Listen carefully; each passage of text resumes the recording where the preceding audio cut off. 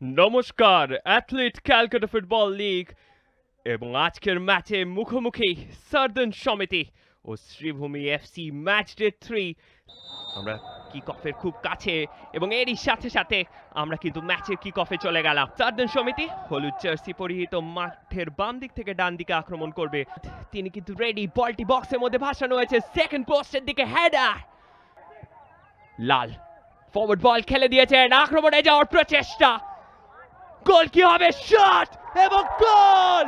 সার্দান সমিতি আজকের ম্যাচে কিন্তু নিজেদের উদ্গমনের পথটি কিন্তু তুলে ধরলো। এখানে আরো একবার দেখে নেবো ঘটনাটি কিভাবে ঘটেছিল। একদম পায়ের এক টোকায় ইনস্টেপে কিন্তু ওখানে বলটিকে ফিনিশ করে, ফলে সোহেল একটা টোকায় বলটিকে কিন্তু জালের পিছনে জড়িয়ে দেয়। সোহেল আলী ওয়াহাব আক্রমণে যাচ্ছে, ওখানে সোহেল আলী ওয়াহাব শট একটুর জন্য লক্ষ্যভ্রষ্ট। খুব ভালো জায়গায় কিন্তু রেখেছিলেন বলটিকে সমীর বাউরি আবারও আক্রমণে।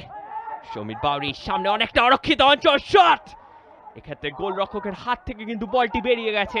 অরিত্র পায় বল, অরিত্র অসাধারণ ক্ষিপ্রতায় গোলরক্ষক অরূপ দেবনাথ, ভালো পারফরমেন্স এখন অব্দি অরূপ দেবনাথের, কিন্তু আমরা দেখার চেষ্টা করব। বিপিন বোবন বল বক্সের মধ্যে ভাসানো হয়েছে, শট ও অসাধারণ রিফ্লেক্স সেভ কিন্তু ওখানে গোলরক্ষক অরূপ দেবনাথের। সমীর বাউরি থ্রু বল সামনের দিকে বাড়িয়েছেন, ওখানে আবারও আক্রমণে ওয়াহাব সোহেল, ওয়াহাব শট কোথায় দিলেন, কার উদ্দেশ্যে দিলেন? না ক্রস ছিল না পাস। সবচেয়ে বড় কথা, এডমিলসন মার্কাস তার জীবনের ম্যাক্সিমাম ম্যাচ কিন্তু ইস্ট বেঙ্গলের হয়ে খেলছে এবং বলতে বলতে সমীর বাউরি শট, আবারও অসামান্য সেভ কিন্তু ওখানে গোলরক্ষক অভিজিতের। অরিত্র সামনে অনেকটা অরক্ষিত অঞ্চল, অরিত্র কি করলেন, কোথায় করলেন? কিন্তু তার আগে রেফারি ওখানে পেনাল্টির নির্দেশ দিয়েছেন, বল কিন্তু বেরিয়ে গিয়েছিল এবং সেই মুহূর্তে অরিত্রকে যেভাবে গোলরক্ষক অরূপ দেবনাথ ওখানে বাধাটি দিয়েছেন তা কিন্তু একেবারেই বিধিসম্মত হয়নি। হিয়ার গোস বিপিন বোবন শট এবং গোল! বিপিন বোবন পেনাল্টি থেকে গোল করে কিন্তু শ্রীভূমি এফসি সমতা ফিরিয়ে আনলো। হোয়াট আ গোল ইট ওয়াজ! গোলকিপারকে একেবারে চকমা দিয়ে ওখানে কিন্তু গোল করে বেরিয়ে গেলেন বিপিন বোবন। আবারও আক্রমণে, এক্ষেত্রে থ্রু পাস, গোল কি আসবে?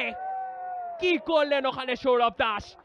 এখানে আরো বেটার করা উচিত ছিল, যেভাবে পাসটিকে বাড়ানো হয়েছিল তা কিন্তু সত্যি প্রশংসনীয়। আমান মুন্সি বলটাকে দ্বিতীয় পোস্টের দিকে ভাসিয়েছেন, ওখানে সমীর বারুই এবং গোল! সমীর বারুই একটা অসামান্য ফিনিশ করে দলের স্কোর লাইনটাকে কিন্তু আবারও 2-1 করে দিলেন।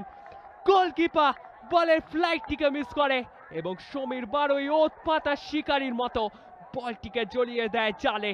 খুব সুন্দর একটা ডেলিভারি ছিল সেকেন্ড পোস্টের দিকে, গোলকিপার পুরোপুরি বলটা বিট হয়ে যায়। রানাঘারামি একে অপরের মধ্যে বল দেয়া নেয়া করে কিন্তু অসামান্য একটা পারফরমেন্স দিচ্ছে, ওখানে আক্রমণ, গোল শট!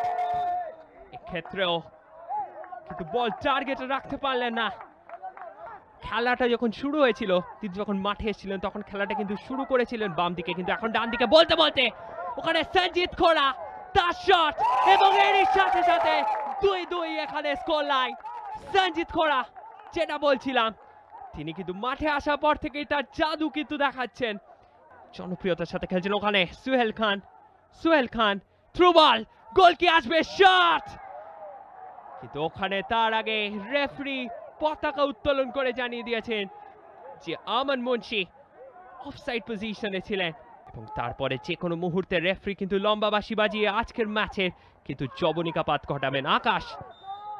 এবং বলতে বলতে রেফারি ওখানে লম্বা বাঁশি বাজিয়ে জানিয়ে দিলেন আজকের মতো খেলা শেষ। আজকের খেলা শেষে স্কোর লাইন সার্দান সমিতি 2, শ্রীভূমি এফসি 2।